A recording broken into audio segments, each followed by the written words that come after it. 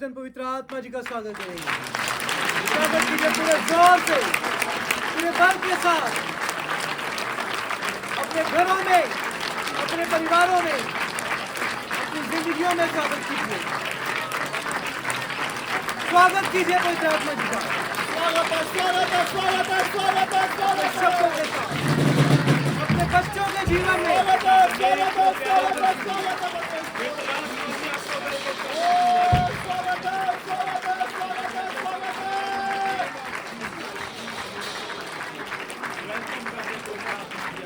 आत्मा दी स्वागत है, स्वागत है, स्वागत है, स्वागत है, स्वागत है, स्वागत है।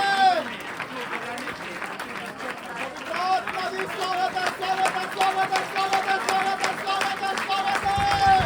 स्वागत है, स्वागत है, स्वागत है, स्वागत है, स्वागत है। आत्मा दी स्वागत है, स्वागत है, स्वागत है।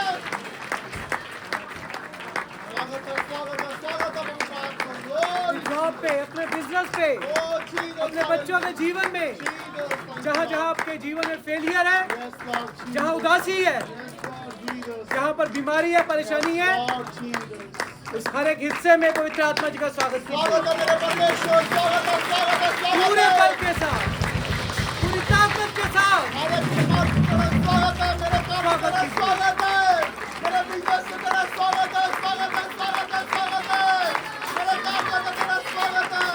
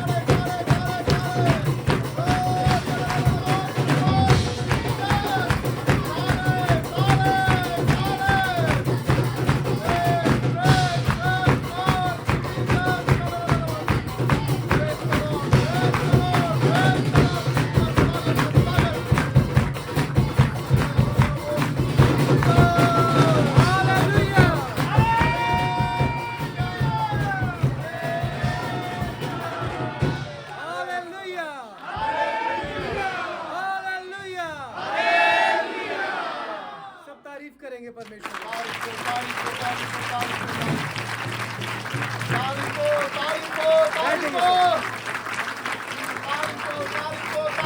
हालेलुया,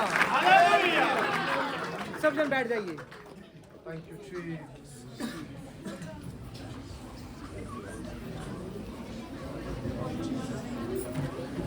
आज बड़ा ही पवित्र दिन है और आज ही शैतानी चीजें भी नहीं चाहती कि जो लोग ऑनलाइन देख रहे हैं उन तक ये पैगाम परमेश्वर का पहुंच सके, क्योंकि इन दिनों में जैसा कि मैंने आपको पिछले समय में भी बताया था कि ये वक्त जो है, ये जो दिन है, ये बड़े ही पूरे साल के बड़े सेंसिटिव दिन है। मेरी आवाज आ रही है सब तक? पीछे तक आ रही है? कि ये दिन जो है बड़े सेंसिटिव है। इन दिनों में शैतानी चीजें पूरी तरीके से एक्टिव होती हैं। इन दिनों में जादू टूना करने वाले सबसे ज्यादा एक्टिव होते हैं।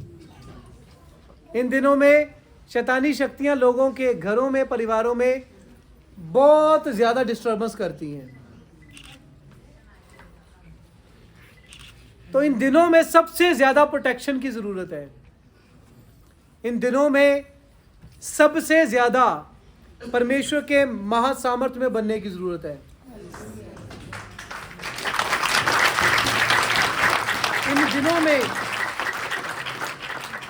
इन दिनों में आपको बहुत ज्यादा परमेश्वर के उस लहू में कवर रहने की जरूरत है, ताकि वो चीजें, जो चीजें आपको डिस्टर्ब करती हैं, आपके फैमिली को डिस्टर्ब करती हैं, आपके रिलेशंस को डिस्टर्ब करती हैं, आपको अपने सही दिशा में जाने से रोकती हैं, आपके कदमों को डिस्ट्रक्ट करती हैं। वो चीज़ें जो आपको आगे बढ़ने नहीं देती, उन चीज़ों से बचने के लिए अपने आप को परमेश्वर के इस हिस्से में, परमेश्वर के इस महासामर्थी लहू में अपने आप को कवर रखना है, ताकि कोई चीज़ आपको डिस्टर्ब ना कर सके। और पिछले दिनों में आपने एकजुटता के बारे में लगातार सुना, एकजुटता के वचन को सुना। आज भी परमेश्वर ने ये वचन दिया, ये शब्द दिया कि जो जन, हर एक वो जन जो अपने अगुए के साथ वफादार है, वो जन जो अपने अगुए के साथ एक मन है, एकजुट है, जो अपने वचन सुनाने वाले के साथ एकजुट है, एक मन है, उनकी जिंदगी में कोई प्रॉब्लम कभी भी नहीं आएगी। उनका एक पत्ता भी नहीं हिलेगा, एक पत्ता भी। आज क्यों परमेश्वर ने शब्द दिया, मैं आपको एक गवाही बताता हूं। सबसे पहले अपनी, मेरी बेटी एलाइजा, ये मेरी छोटी बेटी एलाइजा, ये 5 साल की है। एकजुटता के बारे में आपको मैं बताना चाहता हूं, एक मन के बारे में बताना चाहता हूं, एक वफादारी के जीवन के बारे में बताना चाहता हूं। ये मेरी बेटी है, छोटी 5 साल की है। पिछले दिनों में तकरीबन 1.5-2 महीने पहले इसको फीवर हुआ। इसको वायरल फीवर हो गया, जिसकी वजह से इसकी हड्डियों में दर्द होनी शुरू हुई। डॉक्टर्स के पास गए, मेडिसिन वगैरह ली, सब कुछ किया, लेकिन बाकी बुखार वगैरह तो ठीक हो गया, लेकिन इसकी हड्डियां कंटिन्यू दर्द होती रही। इसे चीज़ उठानी बड़ी मुश्किल थी, तो ये कंटिन्यू कंप्लेंट कर रही थी। हमने डॉक्टर को भी दिखाया, डॉक्टर कहता कुछ नहीं, वैसे हो जाता है समटाइम वायरल की वजह से। जब 1.5 महीना हो गया तो इसके ये हाथ वाली हड्डी ना थोड़ी स्वेल हो गई, तो हमने डॉक्टर को चेक करवाया, इसके टेस्ट वगैरह किए। टेस्ट करवाने के बाद जब तीसरे दिन शनिवार को रिपोर्ट आई, डॉक्टर ने मुझे फ़ोन किया। मैं यहीं चर्च से तैयारी करवा के मैं वापस जा रहा था घर पे अपने। डॉक्टर ने मुझे फ़ोन किया और डॉक्टर ने कहा कि आपकी बेटी को हड्डियों का कैंसर है। इस छोटी बच्ची को, 5 साल की बच्ची को हड्डियों का कैंसर है। तो मैंने किसी को नहीं बताया, ना अपनी वाइफ से बात की, ना अपने परिवार से बात की। मैंने वो रिपोर्ट ली, अपनी वाइफ को उठाया, मैंने कहा हमने अपने अगुए के पास, अपने संत के पास जाना है, हमने अपने स्पिरिचुअल फादर के पास जाना है। तो इनको भी नहीं पता क्या या क्यों। मैंने मैसेज किया, मैंने कहा जी मैं आपके पास आ रहा हूँ। कहते मैं प्रेयर में हूँ, अगर कोई ज़रूरी है तो मुझे बता दो। मैंने कहा नहीं, मैं आपके पास आ रहा हूँ, मुझे मिलना है आपसे। तो वो कहते ठीक है आ जाओ। जब मैं उनके घर पे गया, उनसे मिला जाके, वो आए, मैंने रिपोर्ट ऐसे उठाई, मैंने उनके पैर पकड़ लिए और मैं बड़ा ही रोया। मैंने कहा मुझे ये रिपोर्ट कैंसर चाहिए। डॉक्टर ने कहा है कि ये कैंसर है, लेकिन मुझे पता है कि अगर आप कह दोगे, क्योंकि आप मेरे अगुए हो, अगर आप कह दोगे तो ये कुछ नहीं होना। मुझे ये रिपोर्ट कैंसल चाहिए। तो वो हंसने लगे, जैसे आप मुझसे मिलते हो। आपकी ज़िंदगी में भी जब गवाहियाँ बनती हैं तब आपके चेहरे पे खुशी आती है, लेकिन जब आते हो मेरे पास तब उदासी होती है। तब मैं हंस के आपको कहता हूँ कि ये चीज़ ऐसे होगी। जैसे आपका अगुआ मैं हूँ, ऐसे ही मेरे अगुए भी हैं। उन्होंने मुझसे कहा कि माही कुछ नहीं होगा, क्योंकि मैं तेरी वफादारी को जानता हूं।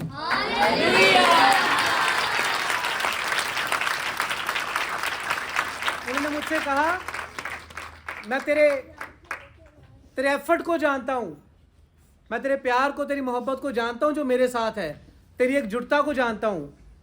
उससे पहले उनके घर वाले भी, यहां तक कि दूसरे संत सेवक भी मुझे आके ये कह रहे थे, पिछले दिनों में, पिछले हफ्तों में उन्होंने मुझे आके बताया कि संत जी ने कहा कि जैसे मेरे साथ हजारों पास्टर है, 10,000 से ज़्यादा पास्टर है मेरे साथ, लेकिन जैसे संत माही मेरे साथ एकजुट है ना, एक भी नहीं है उनमें से।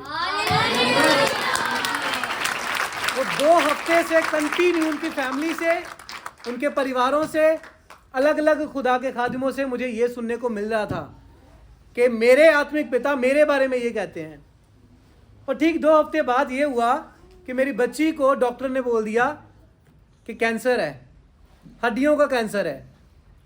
तो मैं अपने फादर के पास गया, मैंने उनके कदमों में रिपोर्ट रख दी, मैंने कहा ये कैंसर चाहिए जी मुझे। कहते कुछ है ही नहीं है, कैंसर क्या करूं? कहते होना ही नहीं कुछ भी। मैंने कहा जी, डॉक्टर ने कहा ये रिपोर्टें कराने की। कहते ज़रूरत नहीं है कुछ करवाने की, कुछ होना ही नहीं है। कहते चल ऐसा कर, करवा ले, तेरी गवाही के लिए काम आएंगी।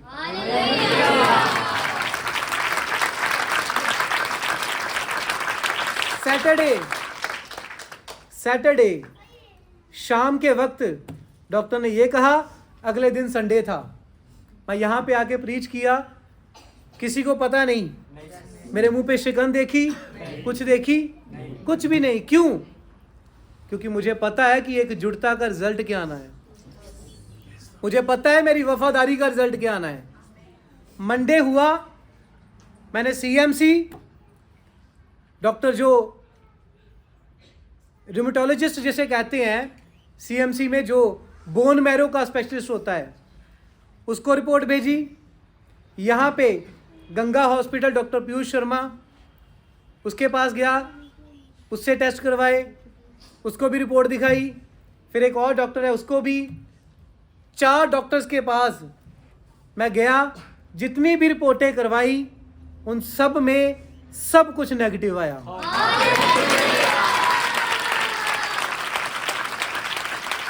जो डॉक्टर कह रहे थे कि इसको कैंसर है, जो चीज, जो आरए फैक्टर जो बढ़ा हुआ था, उन्हीं डॉक्टरों के मुंह का शब्द था कि ये वैसे ही बढ़ गया, कुछ नहीं है बच्चे को।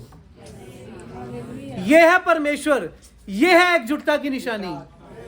यदि आप अपने अगुए के साथ एकजुट हो और उसके मन से आपके लिए तारीफ निकलती है, तो परमेश्वर के संतों ने मुझे कहा था कि माही तेरा एक पत्ता भी नहीं हिलेगा।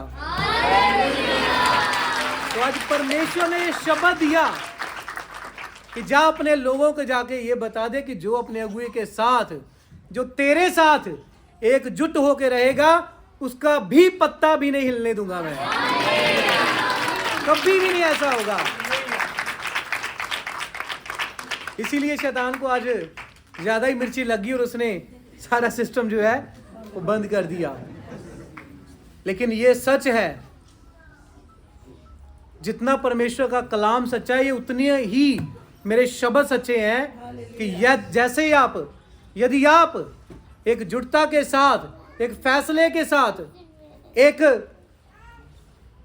इस अपनी पूरी ताकत, पूरे मन के साथ एकजुट होकर चलोगे, सचमुच कोई बीमारी, कोई परेशानी, यहां तक मौत भी आपका कुछ बिगाड़ नहीं सकेगी। ये परमेश्वर सुन रहा है, परमेश्वर हमारे बीच में है, और ये परमेश्वर ने ही शब्द दिए हैं। क्योंकि जब हम परमेश्वर के वचन में से पढ़ते हैं, यहोशुआ की पुस्तक में से उसका 1 अध्याय, उसका 9 वचन, तो क्या लिखा है यहाँ पे कि मैं तेनू हुक्म नहीं दिता, तकड़ा हो अते हौसला रख, ना कंब अते ना घबरा। हाँ। क्यों जो यहोवा तेरा परमेश्वर जिथे तू जावेगा तेरे अंग संग है। हालेलुया। परमेश्वर का वचन कहता है, यहोशुआ जो मूसा का चेला था, जो मूसा के साथ एकजुट था, जो मूसा के साथ उसका वायदा था, वो ऐसे चलता था। गिनती की किताब में जब हम पढ़ते हैं 13 अध्याय की 16 आयत में, मूसा ने उसे उस देश में भेजा जहां पर कट्टर दुश्मन थे उनके, इजरायलियों के। कनान में उसने एक बार भी इनकार नहीं किया। जहां मूसा जाता था, यहोशुआ वहां जाता था, वो साथ ही रहता था। यहां तक कि मूसा जब प्रार्थना करके उठता था तो यहोशुआ उस जगह पे जाके बैठ जाता था। मूसा 40 दिन और 40 रात ऊपर प्रार्थना करता था और यहोशू पहाड़ के नीचे बैठा प्रार्थना करता था। जैसे जैसे मूसा के साथ परमेश्वर के वायदे थे, परमेश्वर ने कहा था कि मूसा के मैं अंग संग रहूंगा, जहां पर कदम रखेगा मैं वहां पे वो जमीन दे दूंगा, तू जिंदगी भर हार को नहीं देखेगा, तुझे मैं हमेशा जिताऊंगा। मूसा जहां पे हाथ रख देता था, लाठी मार देता था, समंदर 2 पहाड़ हो जाते थे। जिसको लाठी मार देता था, पत्थरों में से पानी आ जाता था। वो शब्द बोलता था, आसमान खुल जाता था। लाखों की लाखों लोग की भीड़ उसके एक शब्द से उनके लिए बटेरे, उनके लिए खाना लेकर आया करते थे। और परमेश्वर ने यहोशू की सेवा को देखते हुए, क्योंकि मूसा स्वर्ग जाने से पहले यहोशू को यह वरदान देके गया था, जैसे परमेश्वर मेरे संग था, अब से वो तेरे संग भी वैसा ही वो चलेगा। और परमेश्वर ने खुद कहा, ये जब हमने पढ़ा योशुआ की पुस्तक में से 9 अध्याय से जब हम आगे पढ़ते हैं तो यहां पे लिखा हुआ है, परमेश्वर ने कहा कि तू इधर उधर नहीं मुड़ना, लेकिन मैं तेरे साथ सदा बना रहूंगा। क्यों? क्योंकि तेरी वफादारी तेरे अगुए के साथ हमेशा हमेशा रही है। इसका फायदा तुझे सदा मिलता रहेगा। जब हम दूसरा राजा पढ़ते हैं उसका 2 अध्याय उसका 1 से लेकर 9 वचन तक, तो क्या लिखा है? द बुक ऑफ दूसरा राजा, 2 किंग्स। ਜਦੋਂ ਯਹੋਵਾ ਏਲੀਆ ਨੂੰ ਇੱਕ ਬਾਗਰੋਲੇ ਵਿੱਚ हाँ ਆਕਾਸ਼ ਨੂੰ ਚੁੱਕਣ ਵਾਲਾ ਸੀ, हाँ ਤਾਂ ਏਲੀਆ ਅਲੀਸ਼ਾ ਨਾਲ ਗਿਲਗਾਲ ਤੋਂ ਚੱਲਿਆ। ਤਦ ਏਲੀਆ ਨੇ ਅਲੀਸ਼ਾ ਨੂੰ ਆਖਿਆ, ਤੂੰ ਇੱਥੇ ਠਹਿਰ ਜਾ, ਕਿਉਂ ਜੋ ਯਹੋਵਾ ਨੇ ਮੈਨੂੰ ਬੈਤੇਲ ਤੱਕ ਭੇਜਿਆ ਹੈ। ਪਰ ਅਲੀਸ਼ਾ ਨੇ ਆਖਿਆ, ਜਿਉਂਦੇ ਯਹੋਵਾ ਦੀ ਅਤੇ ਤੇਰੀ ਜਾਨ ਦੀ ਸਹੁੰ, ਮੈਂ ਤੈਨੂੰ ਨਹੀਂ ਛੱਡਾਂਗਾ। ਇਸ ਲਈ ਉਹ ਬੈਤੇਲ ਨੂੰ ਚਲੇ ਗਏ। ਨਬੀਆਂ ਦੇ ਪੁੱਤਰ ਜਿਹੜੇ ਬੈਤਲ ਵਿੱਚ ਸਨ, ਉਹ ਅਲੀਸ਼ਾ ਕੋਲ ਆਏ ਅਤੇ ਉਸ ਨੂੰ ਆਖਿਆ ਕਿ ਤੂੰ ਜਾਣਦਾ ਹੈ ਕਿ ਯਹੋਵਾ ਅੱਜ ਤੇਰੇ ਸਿਰ ਤੋਂ ਤੇਰੇ ਸਵਾਮੀ ਨੂੰ ਚੁੱਕ ਲਵੇਗਾ। ਉਹ ਬੋਲਿਆ, ਮੈਨੂੰ ਪਤਾ ਹੈ, ਚੁੱਪ ਰਹੋ। ਤਦ ਏਲੀਆ ਨੇ ਉਸ ਨੂੰ ਆਖਿਆ ਕਿ ਅਲੀਸ਼ਾ ਤੂੰ ਇੱਥੇ ਠਹਿਰ ਜਾਈਂ, ਕਿਉਂ ਜੋ ਯਹੋਵਾ ਨੇ ਮੈਨੂੰ ਯਰੀਹੋ ਨੂੰ ਭੇਜਿਆ ਹੈ। पर उसने सीधा 9 आयत पढ़िए। हाँ जी, 9 आयत पढ़िए। फिर इस तरह होया कि जदों वो पार लंघ रहे सन, तां एलिया ने अलीशा नूं आख्या, इस तो पहला कि मैं तेरे कोल लै लिया जावां, दस मैं तेरे लिए की करा। अलीशा बोलिया, तेरे आत्मा दा दुगना हिस्सा मेरे उत्ते होवे। यहाँ पे परमेश्वर का वचन बताता है कि अलीशा अपने अगुए के साथ इस तरीके से था कि उसे पता है कि आज इसको परमेश्वर ने स्वर्ग ले जाना है, तब भी उसने उसका साथ नहीं छोड़ा। उसने ये नहीं कहा कि अगर मेरे अगुए को लेकर जाएगा, अगर मेरा अगुआ आज यहां से चला जाएगा तो मेरी भी डेथ हो सकती है, ये ना हो कि मुझे भी जाना पड़े। लेकिन उसने कहा मैं साथ साथ चलूंगा जहां भी जाए। उसने कहा मैंने बैतेल तक जाना है, आगे यरीहो तक जाना है, आगे कहीं तक जाना है।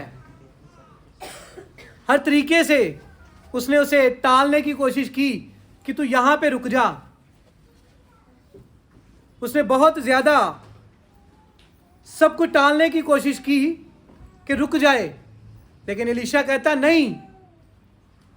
एलीशा कहता मैं नहीं रुकूंगा, मुझे तेरे जीवन की सौगंध है, मुझे अपने जीवन की सौगंध है।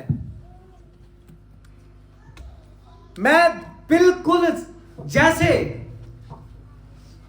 शरीर से उसके नाखून हैं, वैसे वैसे मैं तेरे साथ साथ चलूंगा। हालेलुया, मैं बिल्कुल भी तुझसे जुदा नहीं होऊंगा। हालेलुया। चलते चलते जब वो लास्ट जहां पर से परमेश्वर ने एलिया को उठाना था, वहां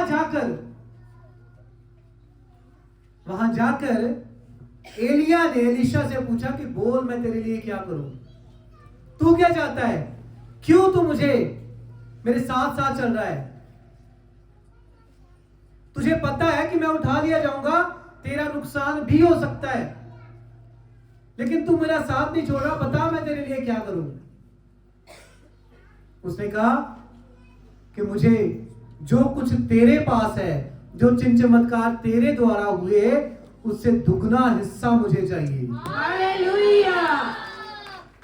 और क्या हुआ, जब हम 15 आयत पढ़ते हैं तो ਜਦੋਂ ਨਬੀਆਂ ਦੇ ਪੁੱਤਰਾਂ ਨੇ ਜਿਹੜੇ ਜਰੀਹੋ ਵਿੱਚ ਉਸ ਦੇ ਸਾਹਮਣੇ ਆਮੋ ਸਾਹਮਣੇ ਸਨ, ਉਸ ਨੂੰ ਦੇਖਿਆ ਤਾਂ ਉਹ ਬੋਲੇ, ਏਲੀਆ ਦਾ ਆਤਮਾ ਅਲੀਸ਼ਾ ਉੱਤੇ ਠਹਿਰਿਆ ਹੋਇਆ ਹੈ। ਸੋ ਉਹ ਉਸ ਨੂੰ ਮਿਲਣ ਲਈ ਆਏ ਅਤੇ ਧਰਤੀ ਤੱਕ ਝੁਕ ਕੇ ਉਸ ਨੂੰ ਮੱਥਾ ਟੇਕਿਆ। हालेलुया। हालेलुया। देखिए उसकी अगुए के साथ एक जुटता ने क्या किया कि खुदा के नबी जो उस नगर में थे, उन्होंने देखते ही एलीशा की तरफ क्या कहा